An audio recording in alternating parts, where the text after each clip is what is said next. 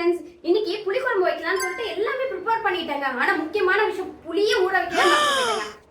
ஆனா இன்னைக்கு புளிக்குழம்பு தான் அப்படின்னு மைண்ட் செட் ஆயிடுச்சுங்க. அதனால 5 மினிட்ஸ்ல எப்படி புளியை கரைக்கிறது அப்படிங்கறத நான் சொல்றேங்க. வெதுவெதுப்பான தண்ணியில ஊற வச்சா உடனே கரைச்சிடலாம் அப்படின்னு நீங்க சொல்ற மைண்ட் வாஷ் எனக்கு கேக்குதுங்க. ஆனா அந்த மெத்தட் இல்ல, இது வேற மெத்தடுங்க. உங்களுக்காக நாங்களும் மண்டையில கசக்கி நிறைய புது புது டெக்னிக்ஸ் எல்லாம் யோசிச்சு பார்த்து வீடியோ எடுக்கிறோங்க. சோ அதனால ஃபாலோ பண்ணாம இருந்தீங்கன்னா ஃபாலோ பண்ணிட்டு பாருங்களேன். நம்ம வார்ம் வாட்டர்ல வந்து புளியை கரைச்சோம் அப்படின்னா வந்து பாத்தீங்கன்னா அந்த புளிப்பு தன்மை வந்து கம்மியாயிடும். ஸோ அதுக்கு பதிலாக இப்போ என்ன பண்ண போறோம்னா, நமக்கு எந்த அளவுக்கு புளி வேணுமோ அதை வந்து பாத்தீங்கன்னா மிக்ஸி ஜார்ல போட்டுருங்க.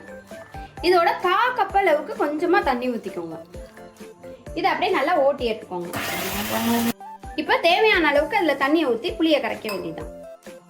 பாருங்க, டக்குன்னு வந்து உங்களுக்கு புளி நல்லா கரைஞ்சி வந்துருச்சு. ஸோ இப்போ இது புளி வடிகட்டியில் வடிகட்டி எடுத்துக்கோங்க.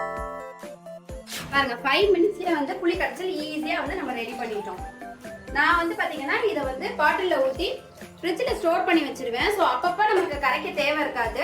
ஒரு 10 டேஸ் வரைக்கும் வந்து பாத்தீங்கன்னா இந்த தண்ணி நம்ம வந்து யூஸ் பண்ணிக்கலாம். சிஸ்டர், ஆல்ரெடி இந்த மெத்தட் தான் எனக்கு தெரியுமே அப்படின்னா தெரியாதவங்களுக்கு கண்டிப்பா இதை ஷேர் பண்ணுங்க.